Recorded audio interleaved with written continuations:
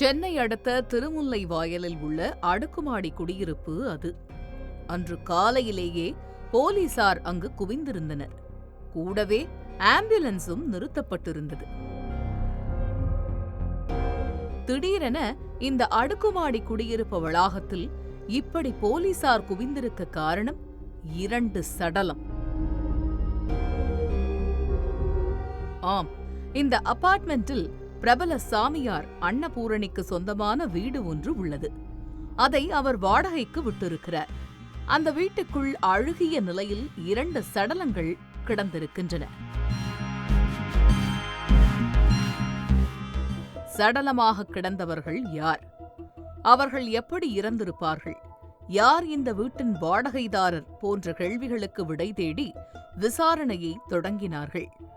அதில்தான் அனைத்து உண்மைகளும் அம்பலமாகி இருக்கிறது.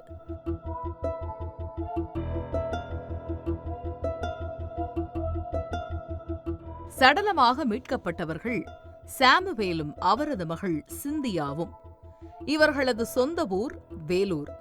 78 வயதான சாமுவேலுக்கு சிறுநீரக பிரச்சனை இருந்திருக்கிறது. இதனால் அவர் சிகிச்சை பெற்று வந்திருக்கிறார். 37 வயதான சிந்தியா கணவனை பிரிந்தவர். கடந்த சில மாதங்களுக்கு முன்பு தந்தையும் மகளும் சிகிச்சைக்காக சென்னையில் உள்ள திருமுல்லை வாயிலுக்கு கிளம்பி வந்திருக்கிறார்கள். அதன் பிறகு அவர்களை தொடர்பு கொள்ள முடியவில்லை. இந்த சூழலில் கிறிஸ்துமஸ் பண்டிகையை கொண்டாட சிந்தியாவின் உறவினர்கள் திருமுல்லை வாயிலில் உள்ள அபார்ட்மெண்ட்டுக்கே வந்து பார்த்திருக்கிறார்கள். வீடு பூட்டப்பட்டிருந்திருக்கிறது. அக்கம்பக்கத்தாரிடம் விசாரித்தபோது ஒரே ஒரு இளைஞர் மட்டும் அடிக்கடி இங்கு வந்து செல்வதாக கூறியிருக்கிறார்கள். இதனால் அதிர்ச்சியடைந்த சிந்தியாவின் உறவினர்கள் திருமுல்லைவாயல் காவல் நிலையத்தில் புகார் கொடுத்திருக்கிறார்கள். அந்த புகாரின் பேரில் போலீசார் விசாரணையை தொடங்கிய போதுதான் வீட்டுக்குள் இருவரும் சடலமாக கிடந்தது தெரிய வந்திருக்கிறது.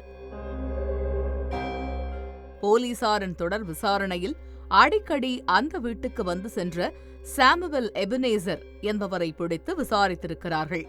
அதில்தான் அடுக்குமாடி குடியிருப்பில் என்ன நடந்தது என்ற உண்மை வெளிவந்திருக்கிறது.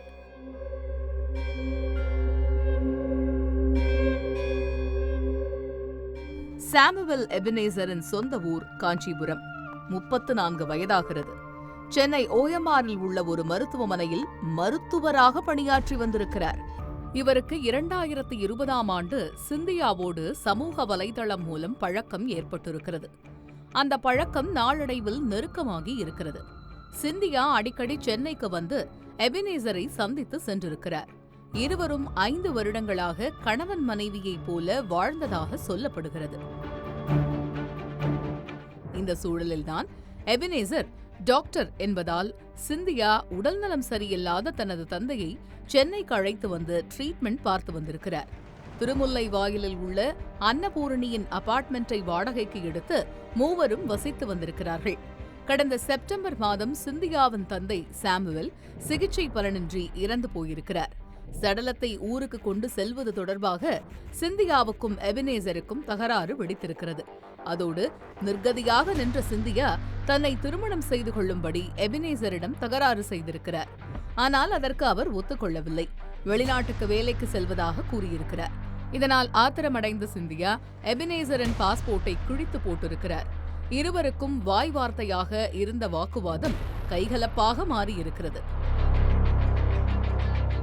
கோபத்தின் உச்சிக்கே சென்ற எபனேசர் சிந்தியாவின் தலையை பிடித்து 3 முறை சுவற்றில் மோதி கொலை செய்திருக்கிறார்.